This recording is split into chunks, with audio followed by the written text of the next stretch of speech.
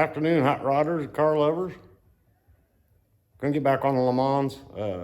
I spoke in one of the other videos about the wiring issues we had under the dash, but as usual, just like any of us, I get too many things going on with one car. I need to finish up what I originally started. I've been putting off doing the carburetor.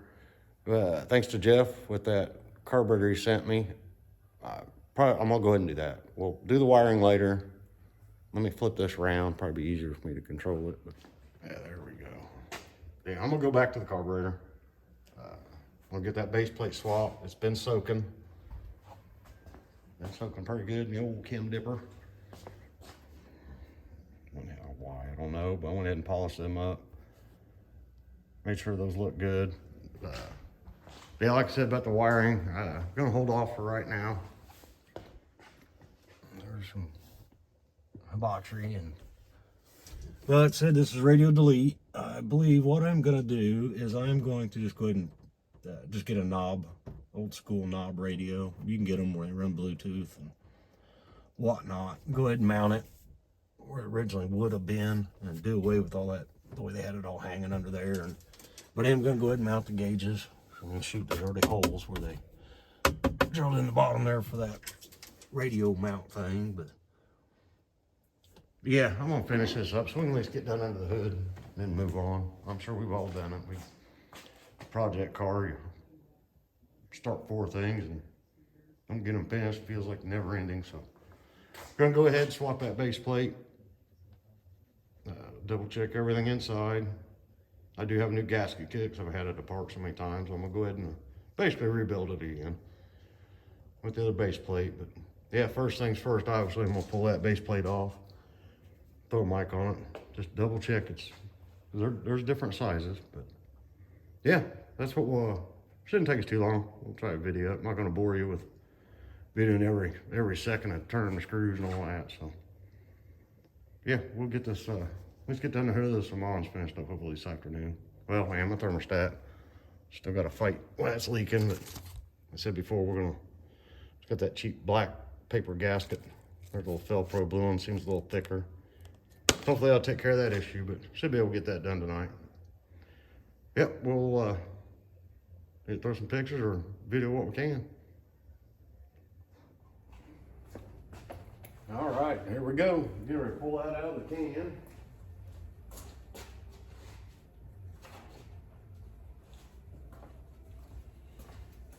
There's some gloves on.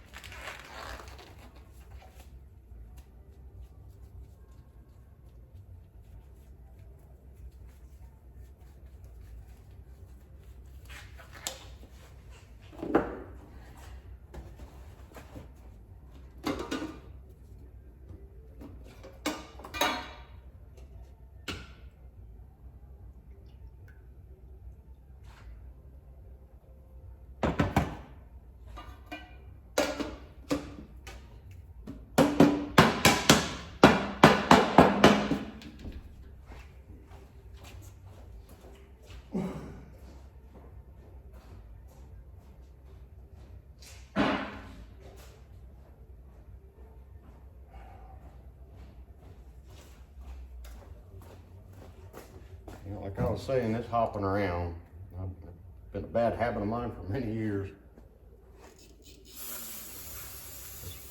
When you've got a car that's got multiple issues. I'm a firm believer too, though, things ain't going right. Step away for a little bit. But I hate sitting still, so you want to step away. I end up starting another project or chore or whatever you want to call them. It's a little dirty in there still, but still think I could work with that.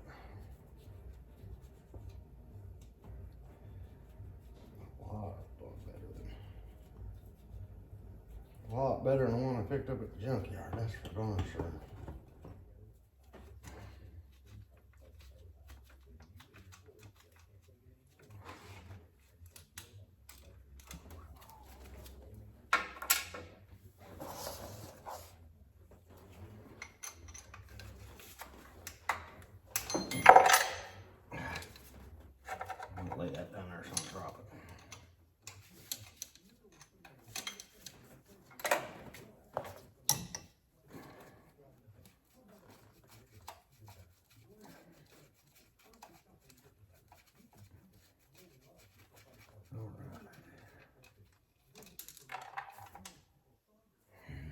Yeah, let's hook up the big gas washer out.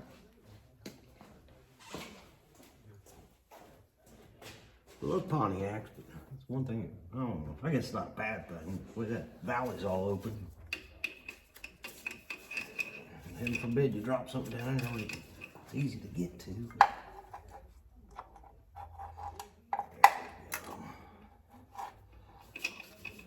But it does make swapping intakes easy. You don't have to pull the distributor. And pulling that tri-power off of here, it didn't take no time at all. Swapping it around. Yeah, tri-power was neat looking, but it was just overkill for this engine.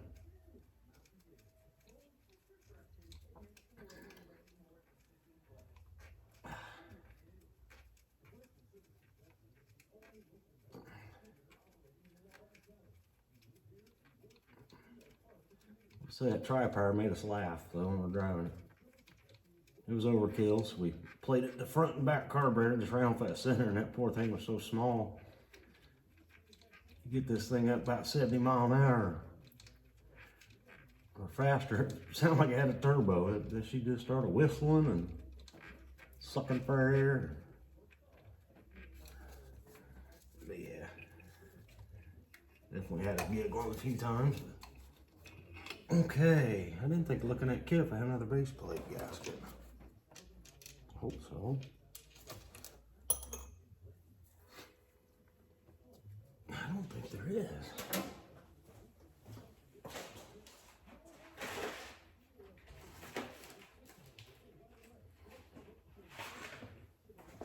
All right, flip this back around over here. Yeah, there we go.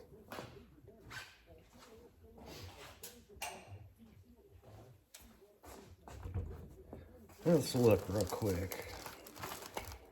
Oh boy, gasket kits have changed a lot over the years. We used to get all kinds of stuff in them. Now you do. Okay, I have two. Why do I have not identical? Hey, that'll work.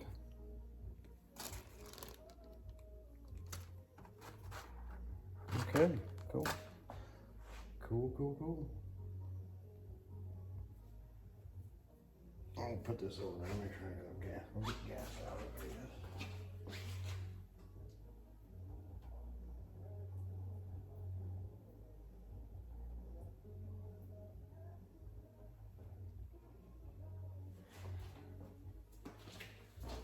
Now, one good thing about doing this now is I don't know, goodness, second, third time. I actually had a little bit of fuel come out here and here. And generally, like, well, shoot, float's not set right. I did it by the book. So I popped this out and actually lowered the float down a little bit. It did not make a difference. So get that float back to what they recommend it to be. Yeah, since we got to take this apart, we're just gonna go ahead and just do the whole thing again.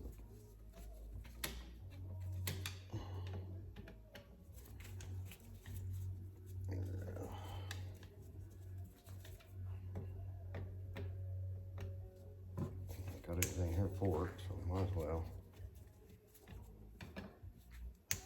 That, and I know too, I don't know anybody else that's ever done these. Adjust your choke.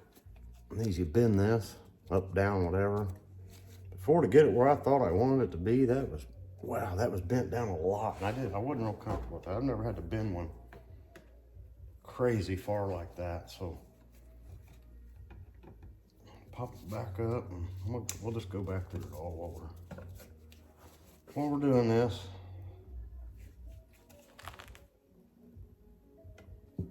Double check. Hopefully put it back on and be good. I'll have to take it off again.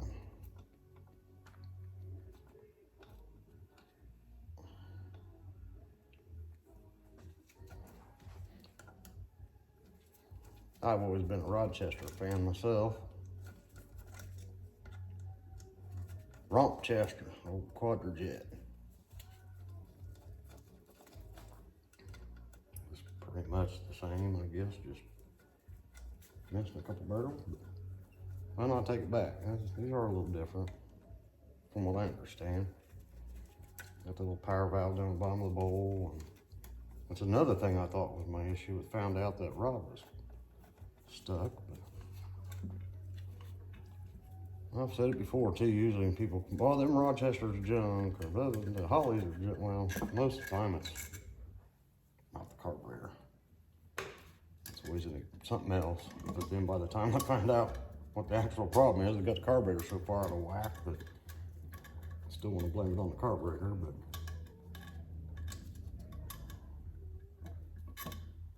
and I'll say that I personally had more issues with Hollies, but then again, I go through them, but not as, I mean, I'm more familiar with the Rochesters, so I did have an old 650 Holly on my Javelin. That darn thing, literally about every 200 miles.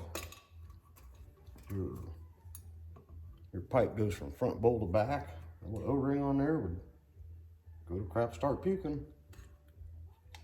Yeah, see, that's what was originally stuck. She's working now, so I think it feels pretty good compared to this one too. Okay, I think we're good there.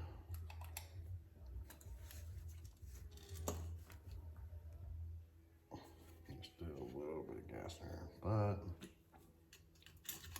losing ball bearing here.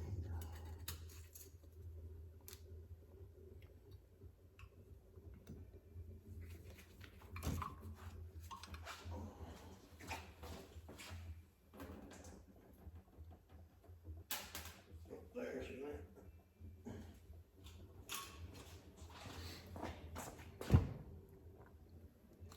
I will say that old Holly though, when it wasn't leaking, you're stomping that old Javelin, she'd scoot.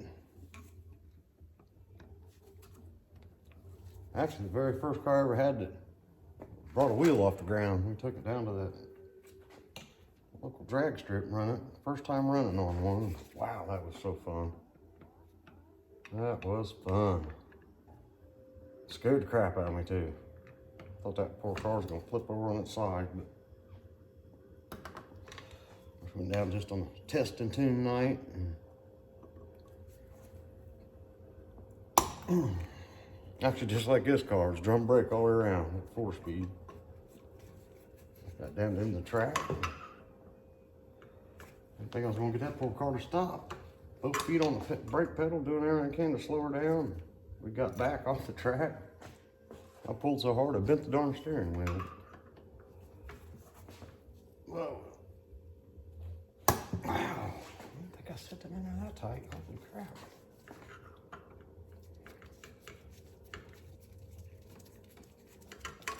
Hey, like I said, there could be nothing wrong with this carburetor. Just the rednecker I did on there. It may work. It may not like leak to begin with, but it just drove me nuts, so.